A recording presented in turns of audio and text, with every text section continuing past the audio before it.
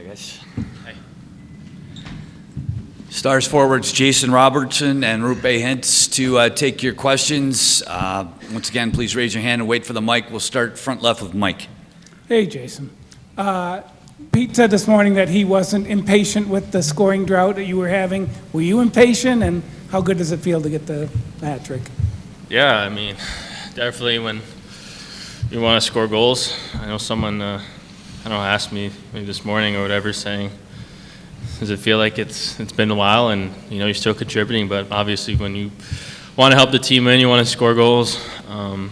And definitely I think scoring, one gives you confidence, gives you ready to go, and it kind of just like a domino effect. We'll go back right to Ryan. Roope, it's a couple games in a row, and I know you weren't in the first one, but where there's a real flip in the second period. What did you see tonight? How did you guys flip the flow of play as dramatically as you did, do you think? Yeah, I think we just started to win battles and just try to get the pucks below their goal line, because I think we've been losing the pucks in the neutral zone, and then they've been going back and forth. So I think we got to start the next game a little bit like having the mindset to win all the battles and start winning every race. We'll go back right to Mark. Jason, what is it about this team that you guys just seem so unflappable? I mean, that's about as tough a first period as you can have, and you guys didn't seem to be worried about it at all. Yeah, well, I think, honestly, we know we're here for a reason. We know we're a great hockey team, and we know if we do what we need to be done and everyone does their job and, trust the systems, it's going to be successful. So, I think that's the great thing with our team is no one steps out of it. No one's trying to do too much, forcing plays, trying to cheat the game even when you're down by a couple goals. And then guys just keep sticking with it, stick with it. And, it's contagious when when one line's going, another line's going. It's just, you can all build through it. Third row on the right, Josh. Jason, it's not easy to talk about, someone who's right beside you, but what did the guy beside you bring tonight? What did he bring to your line as well? Yeah, well, obviously you could see the speed really drive our line due to neutral zone. He was first on pucks on the forecheck, so that's like he said, it was a race, and he won, almost all of them, if not all of them. So, it was a great. It was a great game for him to come back in. I know it's not easy coming in, having a week or two off, but he didn't look like he missed a beat, and not only just that, he just had a great game. We'll go on the right to Andrew. Roope, on your side, how long did it take for you to feel like you were at full speed, and how good was it to feel you were right in the mix of things when the comeback happened in the second? Yeah, I wasn't that long out, and I was skating almost every day, so I get the speed, have the speed there, and my legs and lungs. So of course it's fast and heavy game, but and we didn't have the best first period. So but it was great to see that we came back in the second and started winning battles. So then it was second row left, Mike. Hey, Jason. Sagan called your third goal the most robo goal of all time. That's what you do. And, he said it's not fluky, it's things you think about. One, what did you think about? And two, did you have to get the confidence of the first two goals to even try that? Yeah, we're working on a lot of stuff. With our goalie coach, with Wedgie, Jakey in practice, trying to find ways to score goals. It's hard. Goalies are too good in this league, so if you can try to find something that might work. I will say that probably having those couple goals before, gave you that confidence. Just try it, see what happens. I know Roope was wide open, he said. When you have that confidence, like I said earlier, things just happen. So, it was a big goal for us. Center right, Sean. I know from talking to the other guys that not a lot was said, rah, period, but it wasn't just one guy or two guys getting things going. It kind of seemed like the whole team just came out and completely flipped the switch. How do you account for that happening, that the whole team just kind of all of a sudden wakes up and goes? Yeah, I think it starts with one line. It's one line goes. Like I said, I like the word contagious. One line goes, another guy on the line sees that. They see them doing the right thing, winning battles, putting the puck in a good spot, not turning the puck over. That line sees it, then the next line sees it, and the next line sees it, and we're such a good team, well-coached team. Everyone follows their systems, and that's how we kind of build our success. So I think this is a culmination of all our lines doing the right thing. Like I said, putting their ego aside, just playing the right way, and we just build off of it and create our own momentum. Anything else? Thanks, guys. Perfect. Thanks.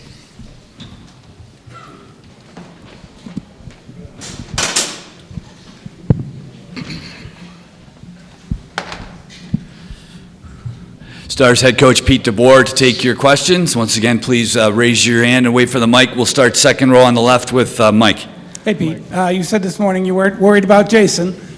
Sure, looked like he had it all together tonight. Is there just like he was talking about the confidence of once it starts, he just got going? Yeah, I mean, goal scorers like him, you need one to drop, and then all of a sudden, it looks like a soccer net, and I think, he's always been streaky. I mean, goal scorers like him are all streaky like that. I think obviously having Roope back helps, but I've liked Robo's game even with Roope out of the lineup. If you consider what our team did here playing, the tail end of the Colorado series, the early part of this series without our number one center, I thought everyone was doing some heavy lifting. Maybe it didn't show on the stat sheet, but we won games against really good teams, all kinds of different ways. Center right, Sean.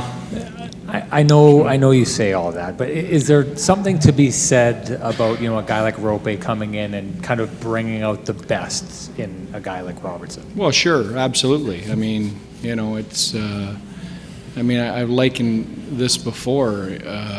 Maybe it's not McDavid, but it's Draisaitl or Zibanejad or in Barkov in Florida. I mean, you take those type of players out of your lineup, it affects all kinds of parts of your game and individuals in your lineup. That's the reality. I mean, take one of their key guys out like that, and there's a trickle effect. I think the point is we gutted it out while he was out of the lineup, and it wasn't pretty. It wasn't as pretty as it was tonight when he was out, but we still found ways, and guys still found ways to contribute without a key player out in the stands. So that's what I'm most proud of. It was great that he was back tonight, but I'm really proud of how we handled his absence while he was out. Other questions for Pete? We'll go back to Mike. Hey, what's said in that first intermission? You've been through this so many times. Is it calm? Is there a little bit of intensity after a period like that? No, you know what? We've got an honest group. I think they knew, or they know. I think it was just about resetting. We knew Edmonton would come out hard. I think it was a perfect storm. They scored early in the first period, got the crowd into it, got some momentum.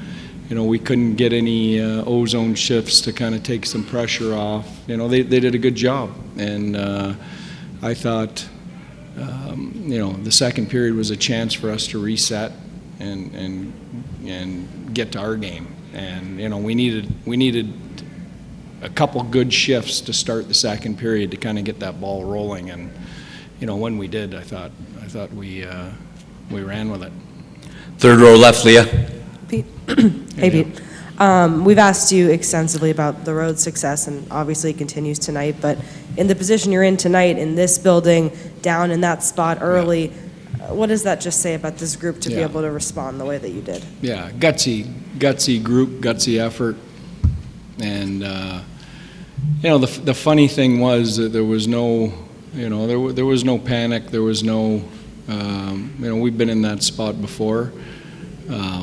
But you're right. I mean, a lot of teams, and a lot of teams I've coached in the past, in that situation tonight, that game maybe goes to 4 or 5-1, and you walk out of here. But I can't tell you how impressed I am with the gumption of our group, hang around, and you got to win all kinds of different ways on this playoff trail.